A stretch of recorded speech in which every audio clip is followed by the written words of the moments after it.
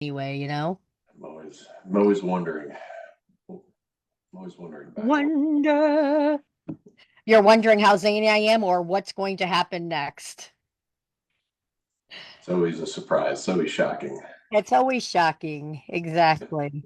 So, anyway, I wanted to talk to you about I've had some buyers pull back.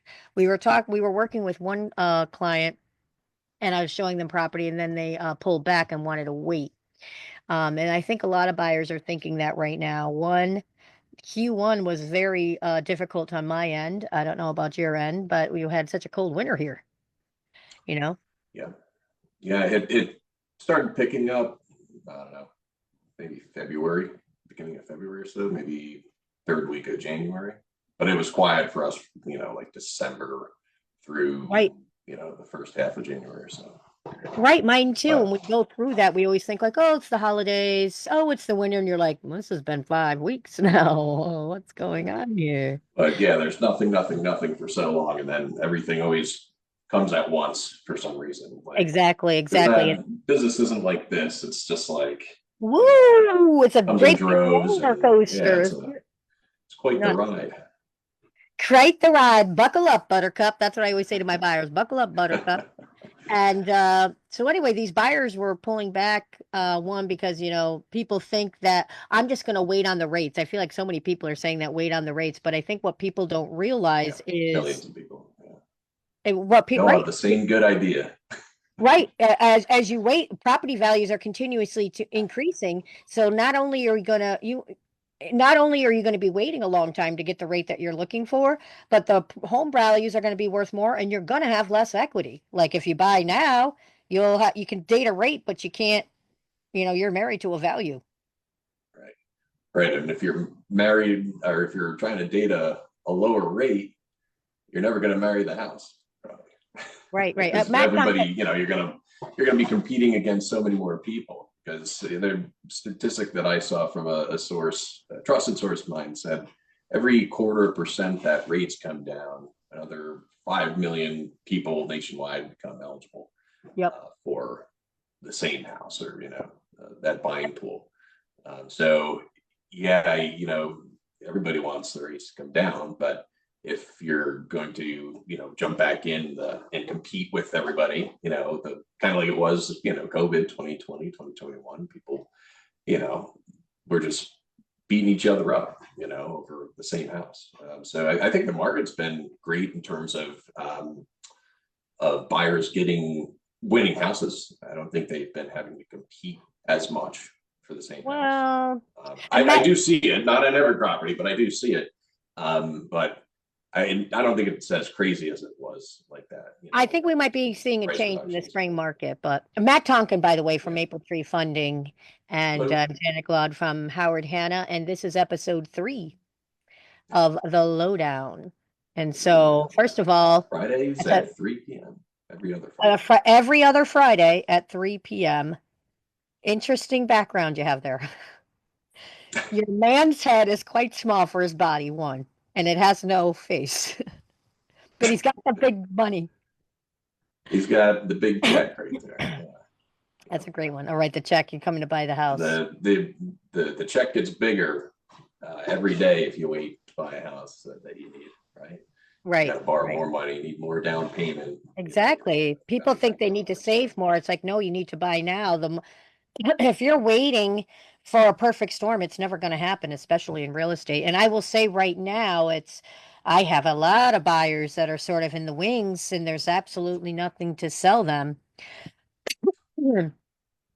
And so today we're going to, oh, by the way, I do have a YouTube channel and it's at Janet Claude Realtor. And I talk about making your offer stand out. And so while we're talking about buying and the market climate, this is going to be part one of the home buying process is what we're going to be talking about. And I want to say at the end of the lowdown, I'm going to be doing a drawing because I have a Where's Waldo contest coming on that's going on right now where I have people that have received postcards, and if they find Waldo in the puzzle, they just have to circle it, tag me on Instagram with the photo, and they're entered to win $100 Amazon gift card.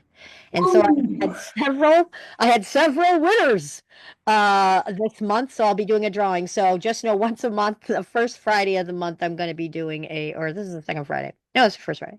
I don't know. Anyway, when this Friday rolls Very around, cool. it becomes in April. I'll be doing a drawing for that. So I'll do that right before we go. So, part one, the home buying process. And so I just had a buyer reach out to me and I'm scheduling an intake because, they say, we're looking online, right? I know those of you watching that are ready to buy a home, you start thinking, sitting at home, start scrolling through Zillow, right? Or Zillow or Realtor.com or Redfin, and you're saying, I want to buy a house. What's the first step? Well, Well, call Matt. there's an answer. Yeah, it's funny when you start like looking at homes on, Zillow and stuff, you put what you think your price range is, right? I'm going to look up to 200,000 or maybe 250,000. And then you take a look and you see what's in that price range and you're like, yeah. And then you start creeping up, 300,000. Then all of a sudden you're looking at, things that are way outside of your, what you Reality. should be looking at. And, you kind of get, set yourself up for, ruining your own expectations, I guess. But first step, you got to find out what you can afford. You're determine your personal budget, right? Figure out how much your total monthly expenses are, credit expenses. What are you paying for rent? Are you comfortable with that housing payment? Are there things, if you have some money saved up, are there some things that you can pay off to better your debt to income ratio and qualify and be more comfortable with your monthly housing expense? The mortgage payments that I'm seeing now, compared to the same price property, 3-4 years ago, is the payments are hundreds and hundreds, if not $1,000 more a Yeah. month, just because of the rates mostly, and the price is increasing a little bit. But you got to expect to have to pay more for housing. If you're been renting for $900 a month for the last 10 years, and you're And going so let to me stop buy you right a there. starter home, you're going to be shelling out $2,000 a month a lot of times, maybe even more.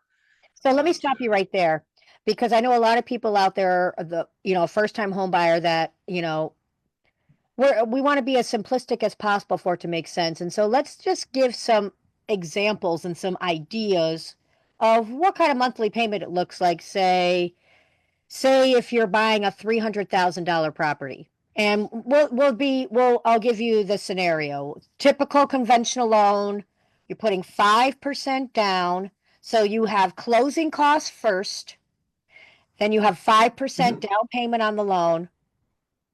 What does that monthly payment look like if you're going to purchase a $300,000 home? We'll talk about that first, Yeah, just so we can go through step one of where do I think I fall? yeah. I mean, so it depends on the property taxes and stuff, but in general, like 300,000, conventional 5% down. And I'm the looking at property a taxes scenario that that I let's say have here right now. Easily 2,500 or more a month. When you're factoring in the taxes and so insurance some of the and taxes are PMI. yeah. If you have it. Yeah. I know we could talk about PMI. There's so many things we can talk about, but I want to be brief on this part one so we can Yeah, but I briefly mean, identify going things. back to the what you're supposed to do first is, talk to somebody like me. Doesn't have to be me, but it'd be a good idea to talk to me about getting Best pre-qualified. idea. It'd be the best idea. Me and Matt have worked together a long time now. I don't want to say how long, sort of. Let's start dating us, I but don't, yeah, I I don't want think to hear that. 2014, 2015, I think we started working Yeah, I together, would say about 10 years or so. about 10 years. And, Matt does more than three-quarters of my buyers, brings them to contract. You're quick, you're efficient, you are very knowledgeable to offer insight to my clients, and we're great team players. That's why I would always recommend you, my friend. Thank you so much. Yeah, So let's talk glad to about working real with quick. you. I want to keep strict with my time because of this. because of this fantastic, exciting drawing I'm going to be doing. Um, by the way, did I mention YouTube? I know I did. At Janet Cloud Realtor, I'm going to keep doing that. So my question is, and I think what's really important for people to understand is what is the difference between a pre-qualification to purchase a loan and a pre-approval to purchase the home. And I know, if we get back into a competitive marketplace, which I can tell you I do see right now, and I am still seeing in several areas competitiveness with multiple offers when the home is priced correctly in a sought after area. And so anyway, I'll let you take it away, but let's talk about the Yeah, difference between them and what it shows the strength of you as a purchaser when you go into the offer. yeah, and I could go on forever about it, but the long and short is pre-qualification can be as simple as just submitting stated numbers to a lender and having the lender look at what you say you make, getting a credit report on you, and just looking at those basic variables and saying, based on what we see here, what you told us, you're pre-qualified for up to whatever it is for a certain type of loan based on how much money they say they have, the basic parameters. And then the pre-qualification is subject to, review of, uh, documents, pay stubs, W-2s, all the stuff to verify what they said, right?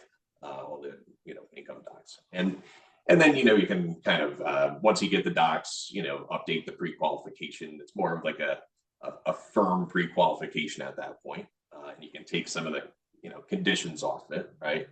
Yep. Um, yeah, so it's a more streamlined, quicker way to do things. Compared to a pre-approval, which theoretically a pre-approval is getting the application like you would for a pre-qualification, getting all the necessary documents, pay stubs, W-2s, tax returns if you need them, bank statement, driver's license, whatever it takes to actually underwrite the file, and have an underwriter review and do the income analysis, do the whole workup, and make sure that everything is good, and actually approve you with conditions, for an address that's to be determined, right?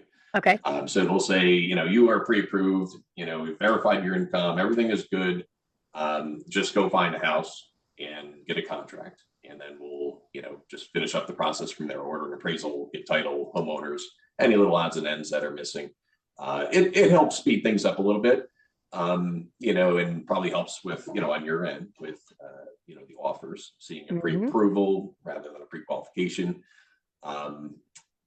So yeah, just would speed up the process, I suppose, and has a conditional commitment, waiting for you to get a house. Yeah. You froze just a bit. Could you finish that last sentence that you said? Yeah, it's just, like we said, the pre-approval is just a little bit more firm. It's Right, right. essentially a commitment with conditions. They're committing to, lend you the money based on, up to a certain amount, with a certain amount of property taxes. And then you just have to go find a house, and, Right.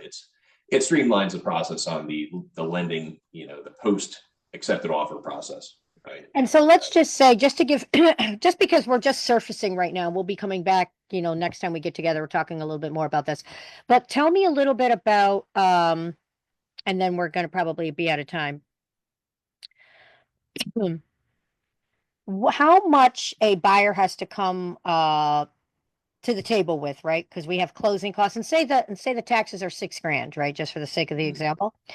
They have closing costs, right? We have our closing costs, which are title insurance. I can't even think of anything off the top. Appraisal, recording Right, right, fees, mortgage tax, homeowners insurance for the first year, escrows, prorations, right. attorney Paybacks. fees, yada yada yada. They add up awfully quick, as you know. Yes, they do. So if that $300,000 dollar example, let's say it's a first time home buyer doing a conventional loan, uh, with 3% down, because we can do 3% down for first time home buyers on conventional loans. That's $9,000, on a $300,000 price. That's not And bad. the closing costs for something that, if the taxes are 6 grand a year, plus all the costs, they're going to add up quick, probably like 14, 15,000 at the end of the day. Right. You know, when So everything's still about factored in. And that's, 25,000. yeah, so, right. So that's a safe number. Yeah. Right. And for Unless the 300,000. taxes are higher. And I'll just say this before I do my drawing, which I have to go get my cards. I'm like, I was like, oh, where are the cards? Where are my things? Um, I just want to say that I used 300,000 because really 250 to 350 are really a good first time home buyer price point nowadays. Anything below 250 is going to require a lot of love, I would say. And so if you're handy, great. But if you're not handy, this is probably going to be the price point that you're looking at between 250 and 350, in my opinion. But anyway, I'm going to say Competitive price range. it's the competitive price range because we have a lot of first time home buyers coming out right now. And so I have to find my things for my drawing. So I'll say we're going to be ending on this note. Next week we're going to talk about step 2, which is looking at homes and still working, with Matt, talking about taxes and constantly adjusting things. So we'll be talking about that next time. While I grab my cards, I want you to talk to them about what we just said, if there's anything else you can add. Yeah, something that I was thinking about was for first-time home buyers. There's some good products, both like FHA and conventional, that you can apply for and qualify for. You have to speak with a loan officer to make sure that you can or can qualify for those. But one of the things that you can do as a new first-time home buyer, just getting into the process, is uh, if you don't know too much about home ownership or anything like that, you can take a home ownership counseling type of class. You can do it right online through the one that I use and send to people is through Freddie Mac. It's called Freddie Mac Credit Smart. It's creditsmart.freddiemac.com/paths/homebuyer-u to be exact. And that will, it's a bunch of tutorials and go through, learn about homeownership, learning about good decisions, bad decisions, and finance, and debt to income ratios and stuff like that. So that course, you get a certificate at the end, and if you're going for a conventional mortgage like the Freddie Mac Home Possible or the Fannie Mae Home Ready, that course, either the Freddie Mac or Fannie Mae would be required to get those programs. And those programs have benefits such as slightly lower interest rates or better interest rate pricing. Yep. And depending, sometimes slightly lower mortgage insurance, depending on the deal. But yeah, one of the good things to do. So that's Freddie Mac Credit Smart. Just Google it, it comes up. Very educational, informative. And you can also But look you at, might need to do it anyway if to qualify for the program, or and I will if your say, loan officer knows about doing that. and I will say, to wrap this up, I don't know if did you talk about TRIP? I did not. No, So the Troy Rehabilitation Incentive Program, which you can use all throughout Rensselaer County. It's you should look them up. I think it's TRIP. Triponline.org, I think. Yep. And so look on that. There's a lot of grant programs, a lot of first-time home buyers. I know years ago they used to match. I don't think they match money anymore, but they do a lot of classes, like you said. That's a great way. And you are able to receive grants and many times. And sometimes they'll help you in saving in the beginning, match a certain portion up to a certain amount, but they'll keep an account open for you to help you keep saving money. And that's a great program. That is really a You great just have to program. do it before. You can't be under contract when you do it. You have to Right, you have to do it beforehand. do it Like at the before beginning, you get under contract for a home, right? It's like to meet the with best of my it. knowledge. Exactly. Meet with a realtor, get a realtor signed up, and then you start going for trip and so forth. Mhm. All right. I'm doing it right now. All right. Do you need So a you know drum that roll? I'm all legal about it. And so the winner of the Where's Waldo for February, get a $100 Amazon gift card, goes to Amanda Green. Woo! Green. Congratulations, $100 Amazon gift card. So that's it. We'll meet you guys next week. Now you And just have to go find Janet, track her down, and get the gift yes, card. yes. And by the way, you can check me out on YouTube at Janet Glaud Realtor. And you can check this out, make your offer stand out. I offer some really great strategies and ideas to sort of make your offer stand out from others. And there's great information. If you missed the last lowdown or the other lowdowns, if you're watching this later on in time, you can just go right to the lowdown in my channel and you can watch them all. So anyway, thanks so much. Great seeing you. Bye, Janet. Have a great weekend. You too. I'm working all weekend. I'm holding an open house. 45 Chatham Street in Kinderhook, 11 to 1 tomorrow. I hope I see you there. All Anyway, right, cool. have a nice weekend. All right.